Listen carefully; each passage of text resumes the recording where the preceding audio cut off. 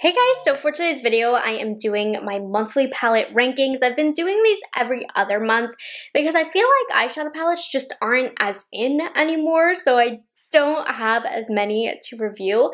But over the last couple of months, I've tried 14 new eyeshadow palettes. We're going to be ranking them from the worst that I tried to the best, so let's go ahead and get started. The first one, the worst one, which truth be told, there really isn't a bad one this month or the last couple of months, but the one that I like the least is from Glossier. This is their Monochromes eyeshadow trio in almond, and I even gave this pretty positive reviews, but it is for me kind of on the bland side. I thought it was going to be really pretty, eye-opening, and like angelic looking on the eyelid, maybe like fresh, but it was slightly warmer than I thought and just was a little bit more underwhelming than I anticipated it to be. I thought with this shade right here that it was going to be very reflective, but it didn't have that oomph that I was looking for. I'm okay with a simple, easy eyeshadow look. I'm okay with it not having too much depth, but this didn't give me exactly what I was looking for. I'm looking for a little bit more refinement in the shimmers. They pulled a little warmer than it looks in the pan, and this shade is really, really light and quite frankly kind of overblends a little bit. I think the quality is nice. I think it's a good quality palette, but it just color-wise was not what I was wanting. Doesn't look like it does in the pan. So that's why it was my least favorite, because if I'm being honest, I just don't see myself using too much in the future. But it's still a nice palette. Number 13 is from Ace Beauty. This is the Paletopoly palette. I know a lot of people love this. Unfortunately, I wasn't as into the quality of this, so why I like it is because the color story here is so fun. I find it to be pretty unique. And I've been able to keep this in my desk near me because every time I need a certain color, this palette has had it. Like I've used this shade, I've used this shade.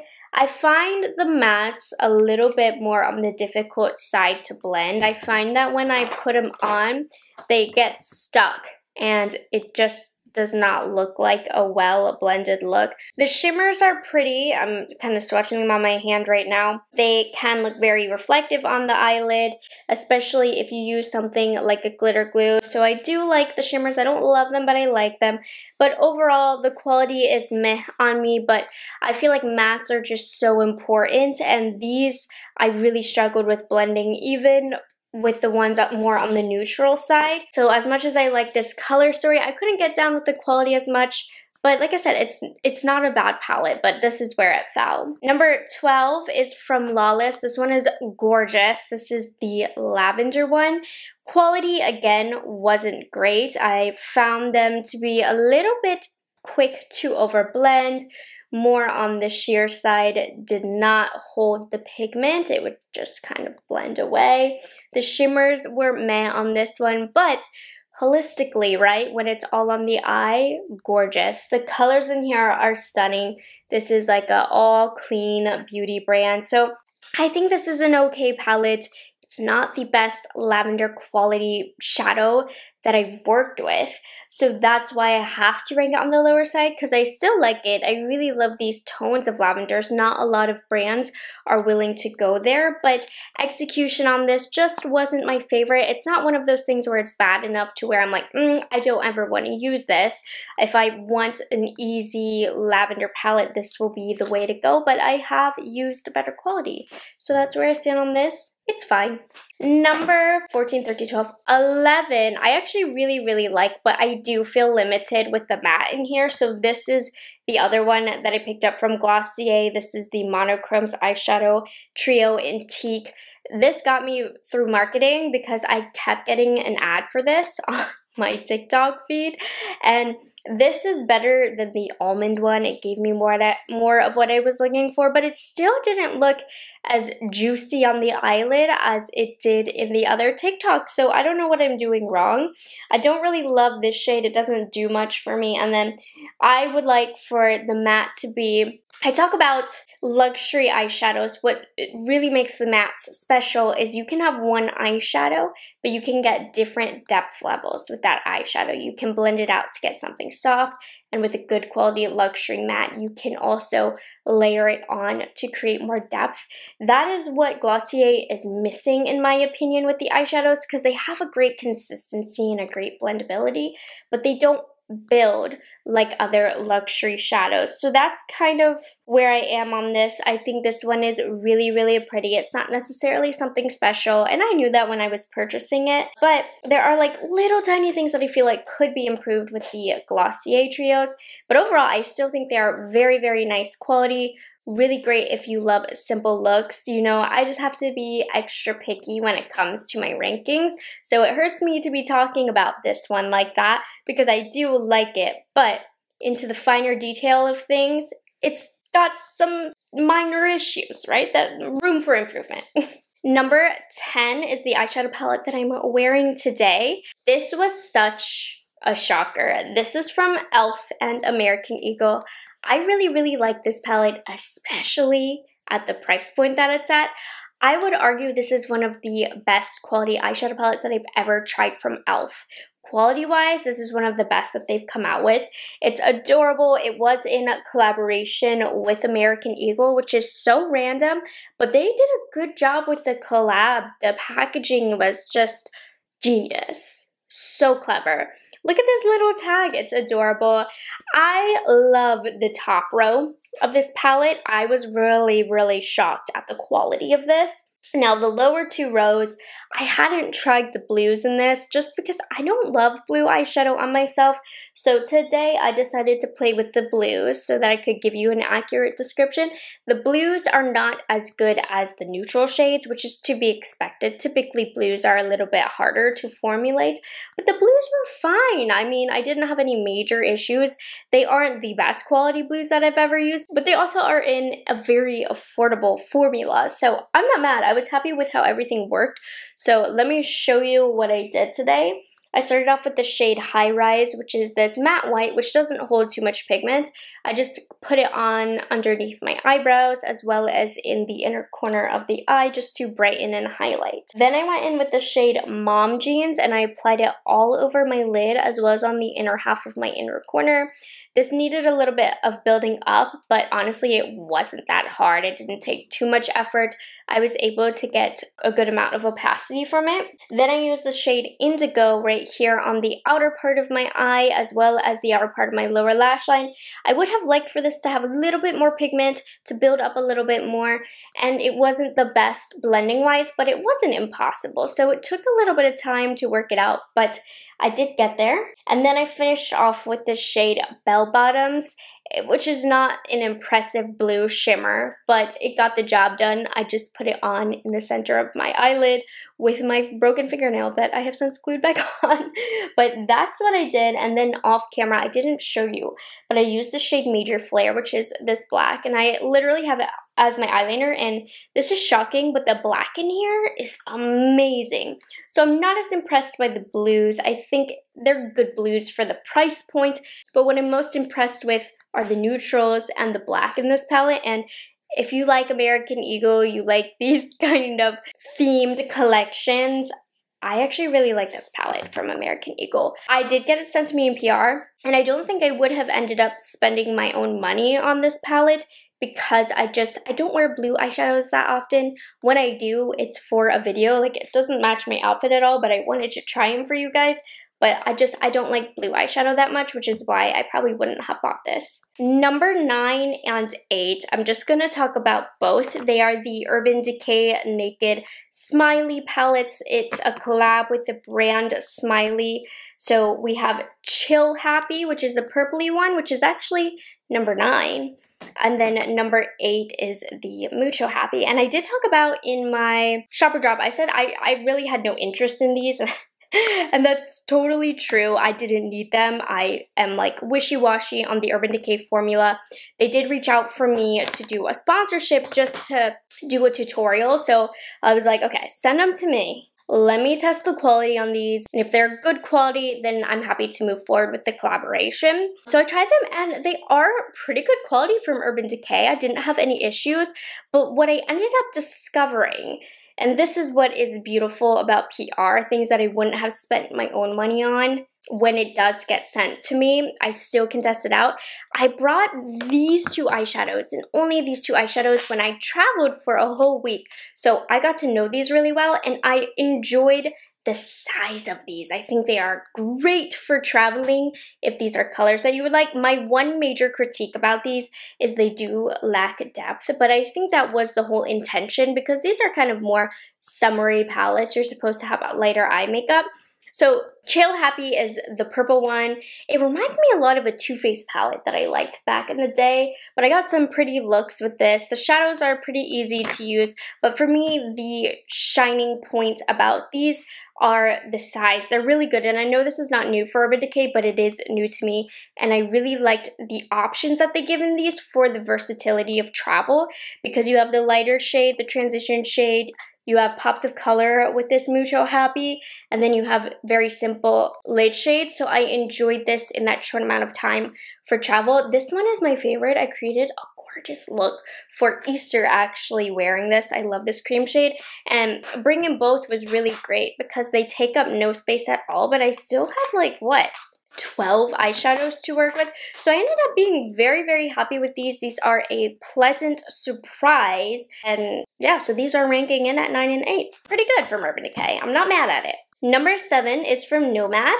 This is the Royal Europe palette. So this is an indie brand if you've never heard of them before. And I feel like they really stepped up their game with this palette. First off, with this packaging. I mean, this is not any type of generic packaging. It's very detailed. And then here are the eyeshadows, very jewel toned, which are not colors that I reach for a lot, but I have to give credit to Nomad where credit is due. They have really improved their formula from the first time that I've tried them. The mattes blend so easily. They carry a ton of pigment, very easy to work with, and in this palette they actually launch multi-chromes, which are not bad at all. I would say they're not like the #1 best multi-chrome eyeshadow that I've ever tried, but it's pretty dang good, especially for getting all of these in one palette. Multi-chromes can range to a very, very high price point, and they do also sell these individually if you were interested in just the multi-chrome shades. They aren't unique multi-chromes. I have these from other brands, but overall, this is such a fun palette. If you think you're going to wear these colors, I do recommend it because it's an indie brand, as well as I think it's a good price point for what it is, and Nomad has really improved the quality, so I'm really, really happy with this. Number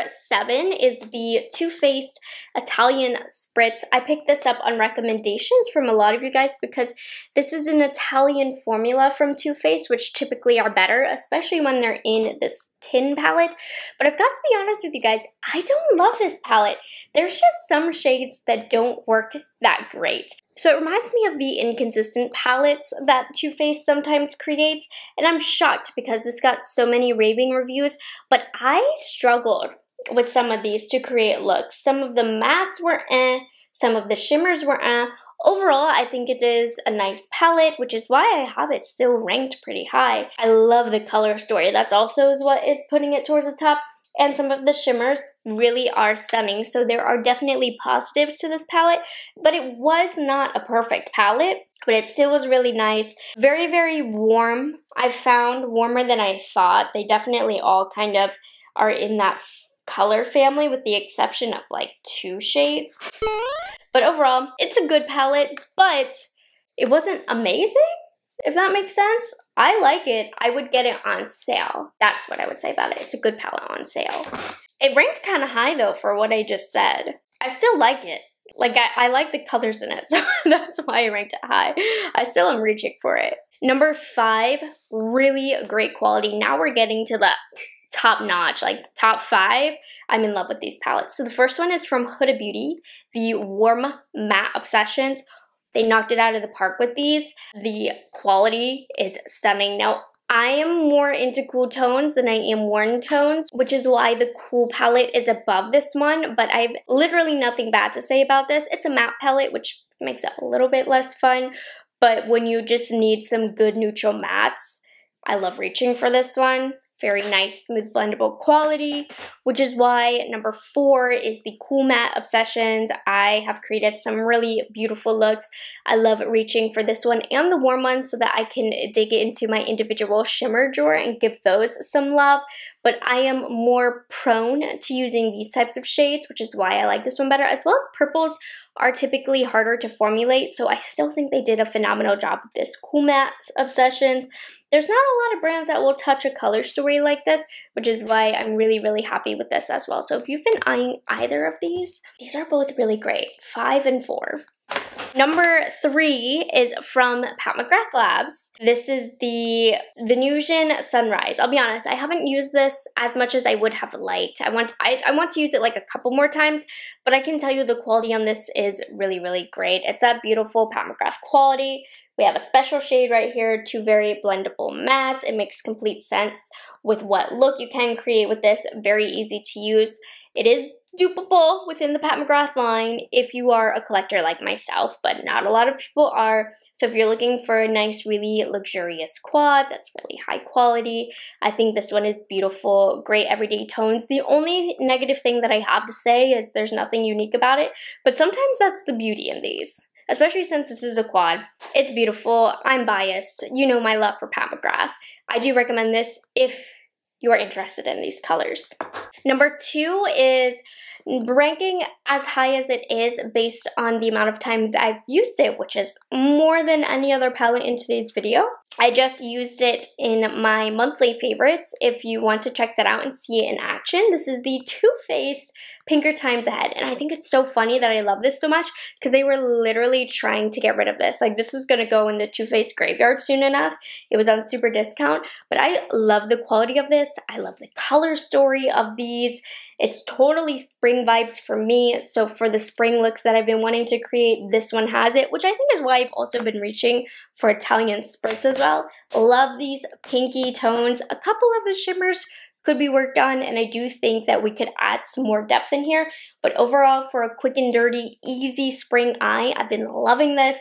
I like the quality of this better than the Italian spritz for some reason, and it is made in Italy, and I can tell, I think it's really, really nice quality. So yeah, this is a random one. It was like 50% off on HSN, but I've really enjoyed this, and I've reached for it a lot. So this one is like surprising to me, but I've enjoyed it.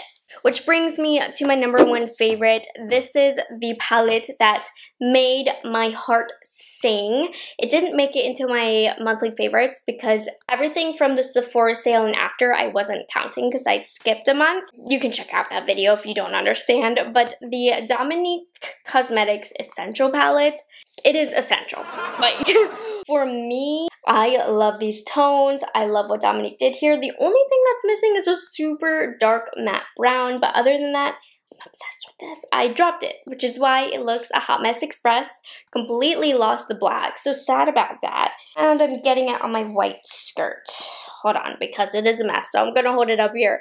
But it is a beautiful, high quality, easy to use palette. It's a palette that I don't need to think about what looks I want to create.